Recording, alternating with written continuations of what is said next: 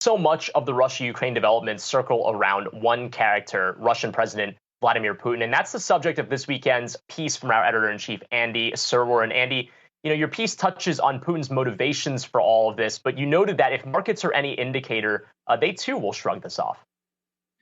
Yeah, I mean, boy, markets talk about a difficult time for all of us to process this information, Brian. And, we saw those two rally days at the end of last week. And then this morning, things are looking pretty grim.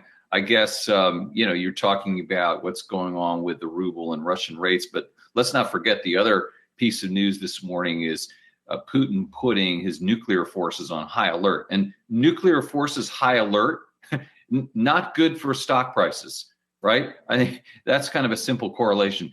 But yes, indeed, over the long run, this is sort of my point that, these times of crisis and even the most significant, you go from the the Cuban Missile Crisis to 9/11, and then even bigger events like Vietnam and World War II, that over time the market tends to rebound.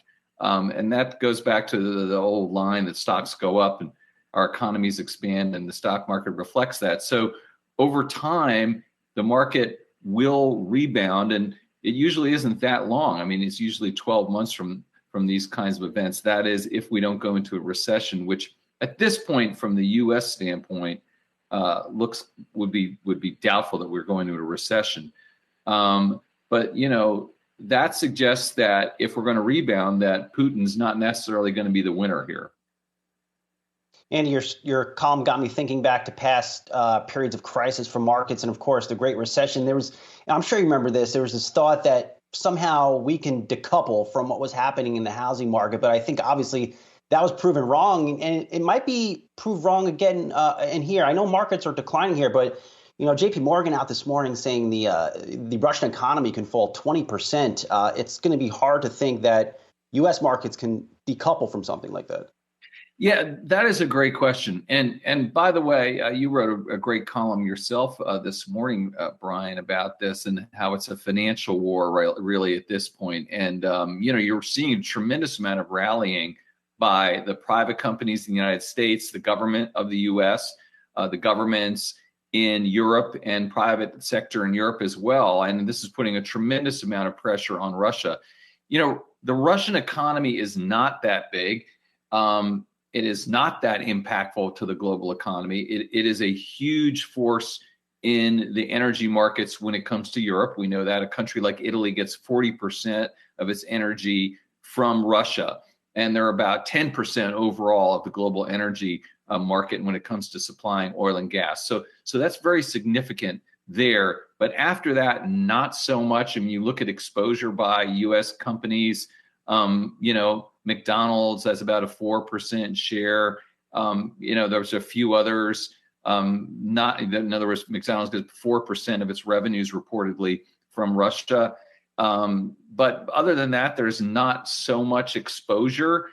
But you're right, decoupling is hard. I mean, this conflict can cause all kinds of friction in supply chain beyond even oil and gas as well, disrupting the European economies, which would have a tremendous amount of impact for the U.S. So, I think that's an excellent question. Obviously, it's not as central as Europe, but it remains to be seen exactly how central it is.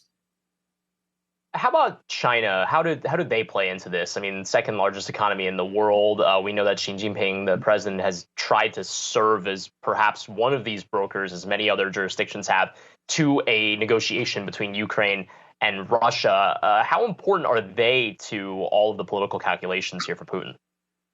Hugely important. And, if Putin continues along this course or even goes further off the rails, Brian, the person perhaps with the most leverage here globally outside of Russia is Xi Jinping. As you suggest, they have those two leaders, those two presidents, Putin and Xi Jinping, have become closer over the past couple of years, in large part as an alliance against the West, and in particular the United States. I wrote, be careful of your new best friend here, Xi Jinping. This is your new best friend that we're talking about here, because national sovereignty is supposed to be a big deal for the Chinese. But then you look at what Xi Jinping has to deal with now that Putin has invaded Russia. So I think that the Chinese president, has leverage, but it's tricky because he has to balance off. He doesn't want to like throw himself back into the camp with the U.S.